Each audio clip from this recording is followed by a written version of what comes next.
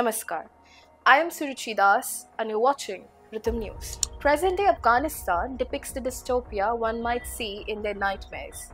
It could be considered that nightmares are less horrific than what the women of the Islamic State are facing today in the aftermath of the US Army's abrupt withdrawal in 2021.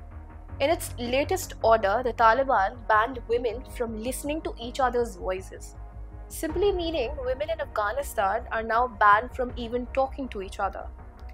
While stripping women entirely from society and public life, the country with every passing day is displaying to the world new ways in which human rights can be snatched away, new schemes to suppress women even further, establishing that women are mere vessels and objects for easing their lives.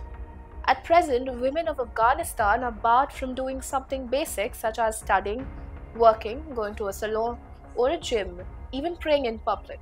With every chain-binding decree of Taliban, one might have wondered that the situation can't get any worse. But the latest order shows that Taliban can outdo itself in making the life of its women worse than death. Highlighting the same, Zohal Asra of Australian Hazara Advocacy Network said that with this latest decree, we have seen that the Taliban's capacity to inflict harm on women has no limits. Previously, shedding light on this, veteran Hollywood actress Meryl Streep had drawn comparison of women living in Afghanistan to a stray cat. She said that a cat has more rights than a woman in Afghanistan. A cat may go sit on her front stoop and feel the sun on her face. She may chase a squirrel into the park. A squirrel has more rights than a girl in Afghanistan today because the public parks have been closed to women and girls by the Taliban, Streep said.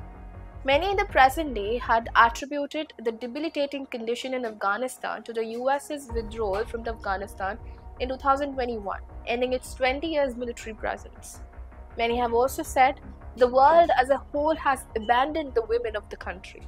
Amnesty International Australia's strategic refugee rights campaigner Zaki Haidari had said that through these decrees, the Taliban has established a system of gender apartheid. One might suggest that the atrocities are just borne by women. But in a broad view, it shows that the country as a whole is in severe state. For it is of utmost importance that women in a society be able to grow in order to nurture the society as a whole. Fear and disassociation at every step of the way is leading Afghanistan to an apocalyptic end, whose reverberations are not very far from the present. The conditions of the women in Afghanistan raise a big question on the actions or lack thereof of international institutions too, like the UN, or countries which boasts of leading globe, such as the US, which is quick to give statements and announce declarations on such issues, but fails to take any concrete steps towards any palpable change. Jai Hind.